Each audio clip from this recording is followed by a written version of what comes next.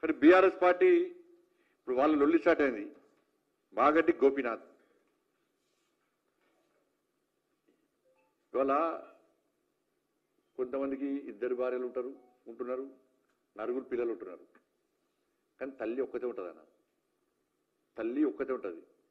ఇన్ని సంవత్సరాలు పెంచి పోసేటువంటి తల్లికి ఇలా సొంత కొడుకును హాస్పిటల్లో చూసుకోలేని పరిస్థితి తీసుకొస్తే ఆ తల్లి ఎంత తల్లడిలాలే, ఎంత బాధ అనుభవిస్తుందో ఇవాళ ఇన్ని రోజులు ఈ సమాజాన్ని తెలియలే.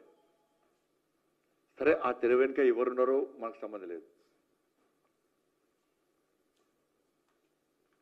ఆ తల్లి ఏదో ప్రిపేర్ అయి చెప్పినట్లేదు, ఆమె ఆవేదన బయటకు వస్తున్నది. ఆమె చదువుకున్న నిన్న ఆమె చూస్తుంటే బాధ అనిపిస్తున్నది. ఇవాళ తెలంగాణ మొత్తం కూడా కోడే కూస్తున్నది. అరే పాపం, తల్లికి సొంత కొడుకును చూపెట్టరా? ఇంకా తల్లికి చూపెట్టకుంటే, భార్యకు చూపెట్టకుంటే, కొడుకుకు చూపెట్టకుంటే ఇంకెవరు చూపెడతారు? దీని వెనుక జరిగిన తతంగం ఏంది?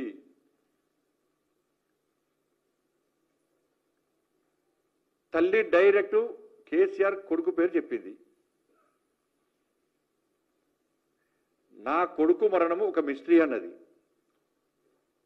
ఏంటి అది? ఆ రోజే చనిపోయిందా? అంతకంటే ముందే చనిపోయిందా? కొంతమంది కోసము లేట్గా అనౌన్స్ చేసి డిక్లేర్ చేసిరా? దీని మీద విచారణ జరపాల్సిన అవసరం పక్కా ఉంది. హాస్పిటల్ డాక్టర్ల స్టేట్మెంట్ రికార్డ్ చేయాలి, హాస్పిటల్ యాజమాన్యం స్టేట్మెంట్ రికార్డ్ చేయాలి. మాగంటి గోపీనాథ్ గారి యొక్క తల్లి, వాళ్ళ భార్య, వాళ్ళ కొడుకు, వాళ్ళ స్టేట్మెంట్ రికార్డ్ చేయాలి. చూసండి, ఇవాళ నేను వీడియో చూసి, వాళ్ళ కొడుకు పేరున్నది తారక్. నేను అమెరికా నుంచి మా నాన్న అంత్యక్రియలో పాల్గొనడానికి వస్తే నన్ను బీఆర్ఎస్ పార్టీకి సంబంధించిన మాజీ మంత్రి ఫోన్ చేసి రావద్దని బెదిరించిండు. ఇది మామూలు స్టేట్మెంట్ కాదు. ఇది వాళ్ళ తల్లి క్లియర్ అయిపోయింది. నేను చూడడానికి పోతే, ఐసీయూలో నా కొడుకుని చూడడానికి పోతే నన్ను చూపెట్టలేదు. కేసీఆర్ కొడుకత్తనే వేడుకున్నా, పట్టించుకోలేదు. ఆయన ఐసీయూలో పోయి చూసొచ్చిండు. ఏం జరిగిందో తెలియదు. నేను మళ్ళీ పోయి మొత్తుకున్నా, చూపెట్టే అవకాశం ఏంటని, చూపెట్టలేదు. ఏం జరిగింది ఆడ? ఒక కన్న తల్లి ఆరోపణలు చేసినప్పుడు అందరి మనసు కరిగింది. ఇవాళ తెలంగాణ రాష్ట్రం మొత్తం ప్రతి ఒక్కరు బాధపడుతున్నారు. కానీ తెలంగాణ రాష్ట్ర ముఖ్యమంత్రి గుండె మాత్రం కరుగుతలేదు. ఎందుకంటే వీళ్ళు వాళ్ళు ఒకటి.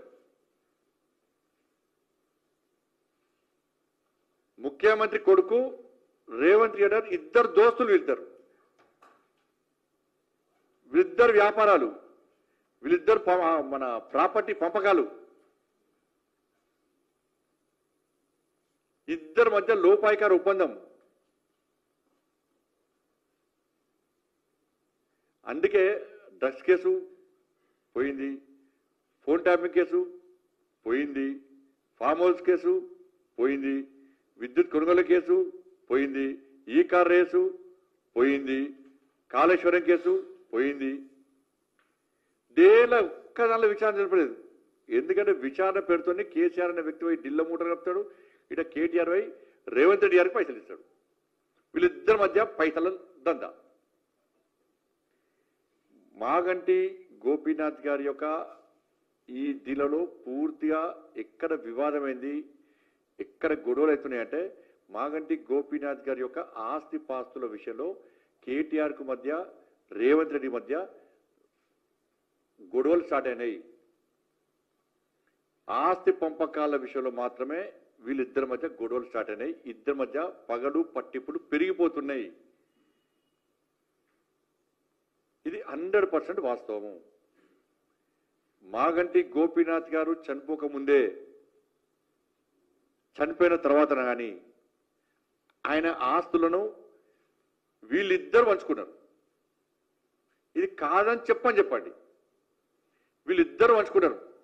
మాగంటి గోపీనాథ్ గారు ఆస్తులు ఎన్ని ఉన్నాయి, ఎవరి పేరు మీదకి ట్రాన్స్ఫర్ అయినాయి, ఎట్లా ట్రాన్స్ఫర్ అయినాయి, గొడవ ఎక్కడ జరిగింది, వాళ్ళ తల్లి గారు కానీ, వాళ్ళ భార్య కానీ, వాళ్ళ కొడుకు చెప్పేటువంటి ఆరోపణల మీద విచారణ చేసే దమ్ము రేవంత్ రెడ్డి సర్కారుకు ఉందా?